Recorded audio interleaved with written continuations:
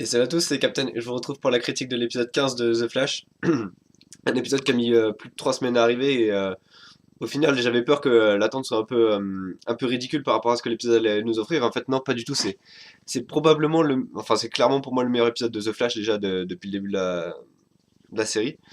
C'est probablement l'un des meilleurs épisodes que j'ai vu cette saison en termes des quatre séries DC Comics que je suis.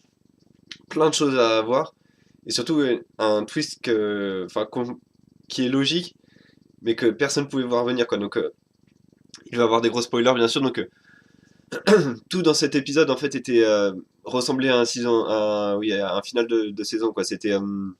On a la révélation par Barry Barry révèle à Iris qu'il est le Flash. On a la révélation que Harrison Wells est Barton, donc un des Reverse Flash dans les comics. Probablement un des deux plus connus avec le professeur Zoom. Et donc on le voit tuer mince. Cisco, voilà. On a également, tellement de choses. C'était le truc, je l'avais vraiment pas venir. C'est-à-dire que pendant tout l'épisode, je me disais en fait que le portail sur lequel Cisco enquêtait, qu'il avait fabriqué, j'avais plus l'impression en fait c'était une sorte de portail vers le futur que Harrison Wells avait trafiqué du coup pour en faire un portail. Et en fait non, pas du tout. Quelque chose qui rendait une image de Reverse Flash, qui était du coup juste un hologramme. Euh, la question que je me pose quand même, c'est comment il a fait pour se blesser lui-même. Euh, il a dû se taper la tête contre les murs ou je sais pas. Enfin, du coup, enfin, il y en a la révélation donc Harrison Wells et O'Barton et qu'il voulait tuer Barry dans le passé déjà. C'est pour ça qu'il est dans le passé. Et on a également la confirmation qui vient du futur. C'était une théorie que enfin, c'était même logique vu qu'il voulait voir le futur, mais on a donc la théorie qu'apparemment c'est un futur très très loin, qu'il est également un des descendants lointains de Eddie Thawne. On a cela dit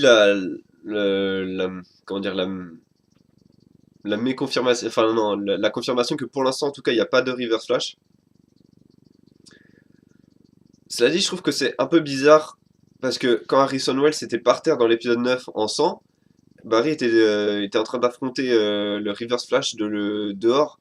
Donc, comment c'est possible que personne ne se soit rendu compte que Harrison Wells n'était plus au sol et était en train de. Enfin, théoriquement, et du coup, il était plus au sol, à moins qu'il se battait avec Barry tout en se replaçant au sang, enfin en sang dans Star Lab. Ça me paraît un peu bizarre.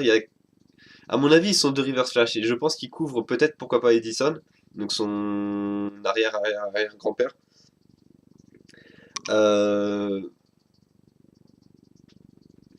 en fait, en termes d'épisode, j'ai l'impression que c'est plus un épisode qui, pour l'instant, il est extra, mais ça peut très vite devenir un épisode qui aura servi à rien, qui aura fait un effet de ballon de baudruche, si ils suivent pas. C'est-à-dire que si les épisodes qui arrivent, on n'a pas des grosses révélations, on n'a pas ce qui s'est passé, mais de façon un peu moins dramatique. C'est-à-dire que on a Barry qui empêche Cisco de mourir.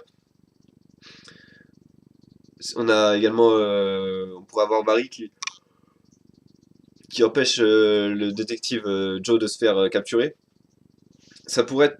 En fait, il faudrait que pour que l'épisode soit réussi, pour que les futurs épisodes soient réussis, c'est qu'on ait les révélations qu'on a eues dans cet épisode 15 assez rapidement et de façon un peu moins dramatique. C'est-à-dire que on est Barry qui révèle à Iris qu'il est bien le Flash, que du coup Iris et Eddie se séparent, que, que Cisco reste en vie, qu'ils apprennent autrement que Harrison Wells est le Reverse Flash. Déjà, ça va peut-être se faire avec les preuves qu'a le journaliste supérieur de Harris, mais en termes d'épisode, je vais tout de suite lui donner la note de 9,5 sur 10 parce que j'ai hésité à lui donner la note de 10 sur 10, mais un truc un peu bizarre que j'ai trouvé au début du rythme, c'est-à-dire qu'ils enchaînaient trois scènes de romance d'affilée. Il y en avait une avec Eddie et Iris, une autre avec Barry et puis non, c'était Iris et Linda, et une autre avec Iris et Barry. Ça, je trouvais que c'était un peu trop surfait, un peu trop le côté un peu trop Iris et les garçons de la série. Mais Mais à côté de ça, vraiment, enfin, des révélations à l'appel, des trucs, enfin, oui, des événements qu'on pouvait pas voir venir. Le truc, c'est qu'ils sont tous nullifiés à la fin de l'épisode. On sait également que Barry peut maintenant voyager dans le futur, enfin dans le passé, pardon.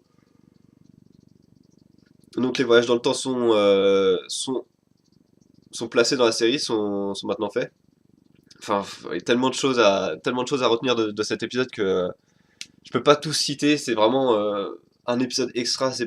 Enfin, ça méritait vraiment les 3 semaines d'attente. C'est vraiment un truc c'est vraiment un épisode de grande qualité. Ce qui me fait le plus plaisir, c'est de savoir que probablement, de ce que j'ai compté, il n'y aura pas de pause jusqu'au 23e épisode, qui sera diffusé, il me semble, le 17 mai. Je crois que c'est cette date-là. Donc maintenant, ça va être vraiment une course complète vers la fin de la saison, avec les révélations, donc Harrison Wells est le méchant de cette saison, enfin, et Barton du coup, est le méchant de cette saison, que Edison est probablement impliqué également, je pense. Ça me paraît être un peu, il est, j'ai envie de dire, il est un peu trop souvent là au bon endroit. C'est-à-dire que là, comme par hasard, quand Joe essaie mince, d'enquêter sur le frère là, Mike, ah, je sais plus comment il s'appelle, Martin là, le Wizard, donc le sorcier, on va l'appeler comme ça en français. Euh, je trouve que voilà que Eddie soit à ce moment-là, juste à l'endroit où où Joe était, c'était un peu trop facile, j'ai trouvé pour lui. Donc peut-être que effectivement il est également lié au Reverse Flash, peut-être qu'il en est un également. Voilà, plein de choses. Excellent épisode. C'est probablement le. Rien que cet épisode, ça